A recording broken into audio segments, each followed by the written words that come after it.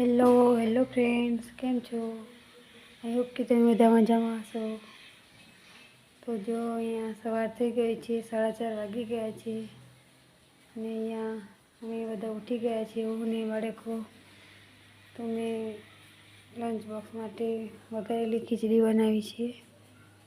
તો આજે બાળકોની ઈચ્છા હતી કે વઘારેલી ખીચડી લઈ જવી છે, તો વઘારેલી ખીચડી બનાવી છે અને એક બાજુ ચા બનાવવા મૂકી દીધી છે. તો ચા મારી રેડી પણ થઈ ગઈ છે. અહીંયા અનુષ્કા બ્રશ કરીને આવી ગઈ છે અને દ્રષ્ટિ અને કાવ્યા બ્રશ કરે છે હજુ.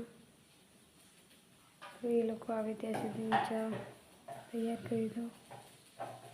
અનુષ્કા મારી જોડે ઉઠી ગઈ હતી.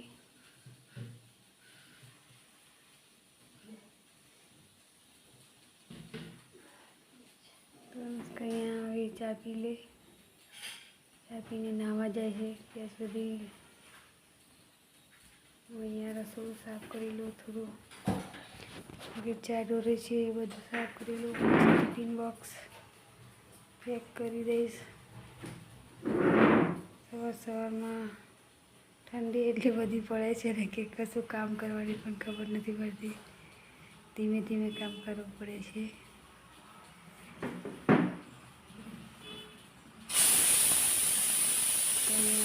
લાગી ગઈ છે. તૈયાર થઈ ગઈ છે. તો અહીંયા બાળકોએ નાહી લીધું છે. ચા નાસ્તો પણ કરી લીધો છે. તો તેમને વાળ બંધાવી દઉં.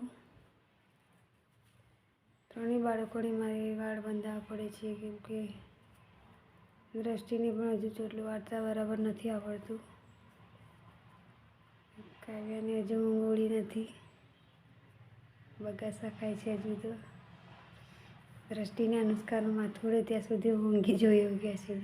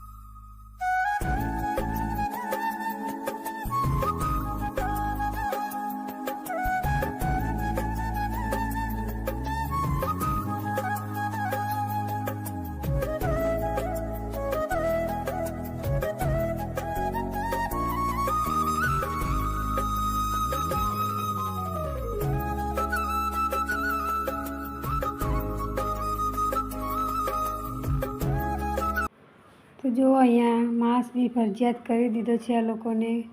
કોરોના આવી ગયો એવું લાગે છે. ભગવાન કરે કે કોરોના ના આવે. 2-3 વર્ષ તો બહુ તકલીફ આપી છે કોરોનાએ. તો અહીંયા બાળકો રેડી થઈ ગયા છે સ્વેટર પહેરીને. તો હું તેમના લંચ બોક્સ બેગમાં મૂકી દઈશ.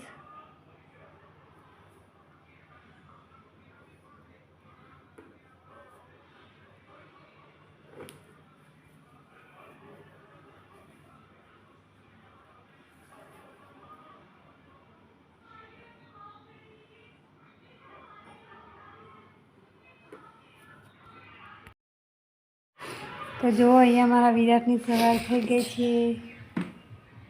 Good morning. કેટલો ફ્રેશ લાગે છે જો ઉઠી તરત.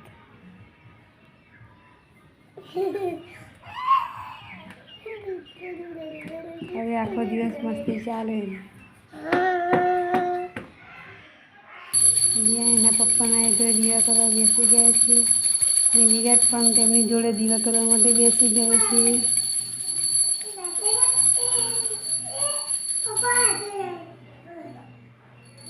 અગરબત્તી એને લઈ લીધી છે કે હું કરું.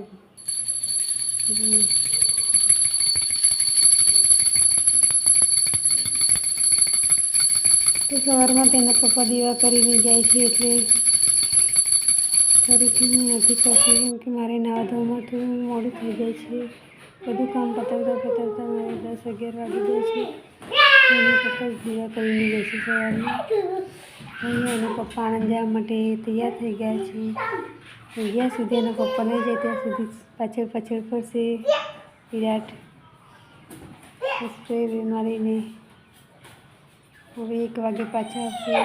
આણંદમાં બધા ડૉક્ટરોના કામ ચોખ્ખા બનાવવાના હોય તે લઈને ઘરે બનાવીને પાછા આપે છે. આણંદ, બોરસદ, વિદ્યાનગર બધે જવાનું હોય છે. ઘરે લાવીને બનાવી પાછા આપવા બીજા દિવસે પાછા આપે છે. તો એના પપ્પા આણંદ જતા રહ્યા છે અને હવે હું મારી ડ્યુટી પર લાગી જાઉં. પહેલાં તો હું બેડ સાફ કરી લઈશ, ફરીથી કચરા પોતું કરી લઈશ.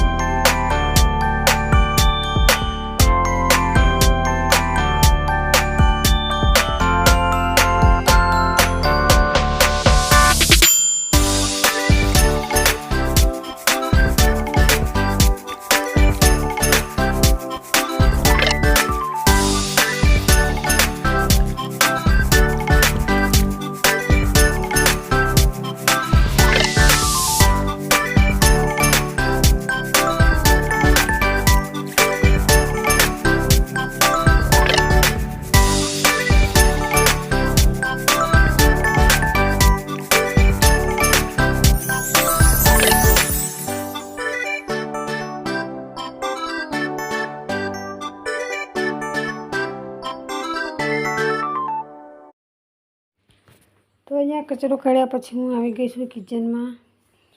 તો કિચન સાફ કરી લઈશ. સવારમાં જે નાસ્તો બનાવ્યો હતો તેનું જે બધું વેરેલું છે એ બધું સાફ કરી લઈશ. પછી હું પોતું કરીશ કે પોતું કર્યા પછી કિચન સાફ કરીએ તો બધું વેરાય છે અને ફરીથી પાછું સાફ કરવું પડે છે. થોડુંક તો વેરાય જ છે. પહેલાં હું કિચન સાફ કરીશ પછી પોતું કરીશ. કિચન હું ટાઇલ્સો વગેરે બધું સાફ કરીશ, કેમ કે નાસ્તો બનાવતા હોય એટલે તેલના છાંટા છે બધું તેલના છાંટા વગેરે બધું ઉડતું હોય છે. ટાઇલ્સો બધું સાફ કરીશ પછી હું પોતું કરીશ અને પોતું કર્યા પછી નાહવા જઈશ.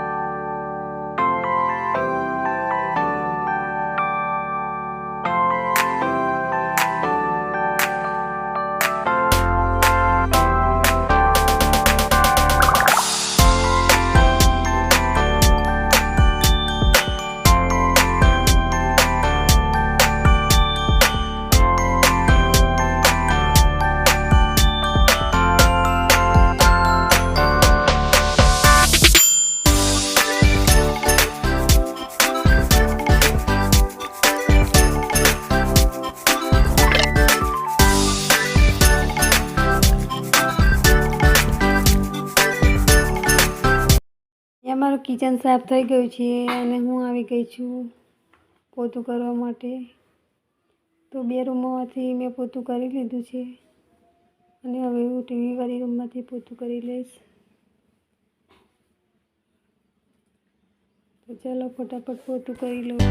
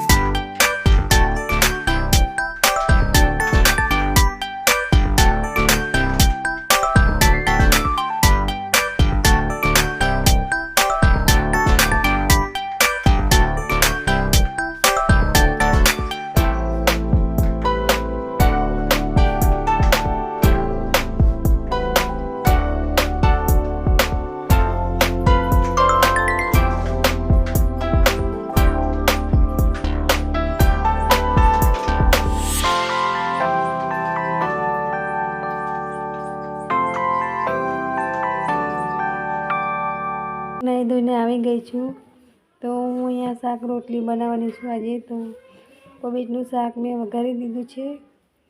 એ રોટલીનો લોટ બાંધી દઉં, પછી રોટલી બનાવી લઈશ. હવે બાળકો પણ આવી જશે. ચાલો હું રોટલી શાક બનાવી દઉં અને આની સાથે જ આ બ્લોગનો અહીંયા એન્ડ કરું છું. તો તમને આ મારો બ્લોગ કેવો લાગ્યો? જો સારો લાગ્યો હોય તો લાઈક, શેર અને સબસ્ક્રાઈબ કરો. તો હવે મળીશું એક નવા બ્લોગમાં.